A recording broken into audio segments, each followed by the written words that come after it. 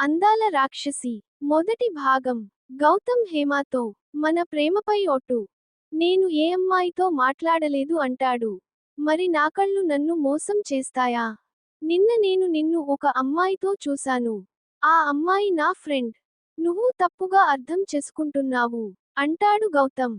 అమ్మాయి ఫ్రెండ్ అయితే ఎలా మాట్లాడతారో, అంతకంటే ఎక్కువ అయితే ఎలా మాట్లాడతారో నాకు తెలుసు. అయినా నువ్వు ఆ అమ్మాయిని కిస్ చేసి ఇప్పుడు ఏం తెలియనట్లు మాట్లాడతావా నాతో? అంటుంది హేమ. ఆ అమ్మాయిని నువ్వు కిస్ చేయడం చూశాను. లేకుంటే నీ ప్రేమలో ఎప్పటికీ మోసపోతూ ఉండేదాన్నేమో అంటుంది హేమ. నీ మాయమాటలతో నన్ను మాయచేసేవాడివి. ప్రతిసారి మన ప్రేమపై ఒట్టు వేసి మాటను దాటేసేవాడివి.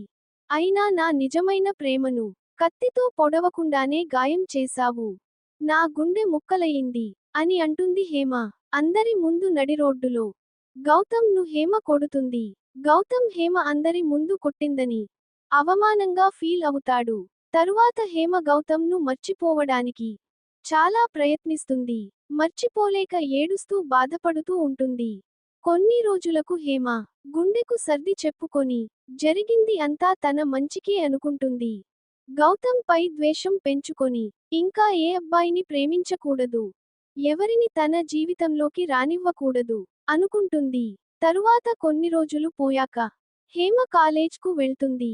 కాలేజ్లో అందరూ గౌతమ్ ను హేమ కొట్టిందంట, గౌతమ్ హేమకు బ్రేకప్ అయ్యిందంట అని మాట్లాడుకుంటారు, గుసగుసలాడుకుంటారు.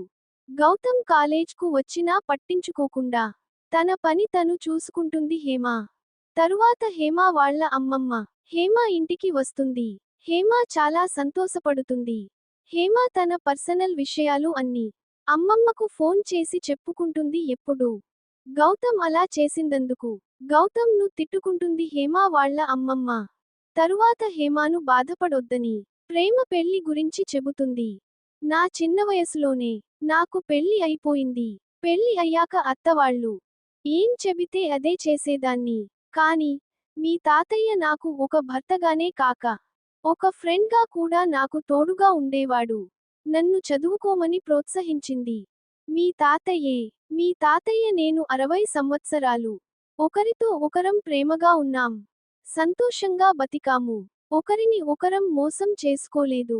ఒకరితో ఒకరం అబద్ధాలు చెప్పుకోలేదు. ప్రేమ ఎప్పుడూ నమ్మకం, నిజాయితీపైనే ఏర్పడుతుంది. నీతో నడిచేవాడు నీతో ఎంత నమ్మకంగా ఉంటే నీకు అంతా ప్రేమను తిరిగి వాళ్ళకి ఇవ్వాలి అనిపిస్తుంది. జీవితంలో ఈ వయసు నేర్పే పాఠం ప్రేమ పెళ్లి పుస్తకం లాంటిది అని చెబుతుంది హేమ వాళ్ళ అమ్మమ్మ. తరువాత 2 రోజులు హేమతో ఉండి తిరిగి ఊరుకు వెళ్ళిపోతుంది హేమ వాళ్ళ అమ్మమ్మ.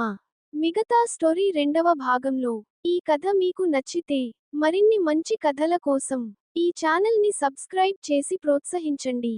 సర్వే జనాః సుఖినో భవంతు.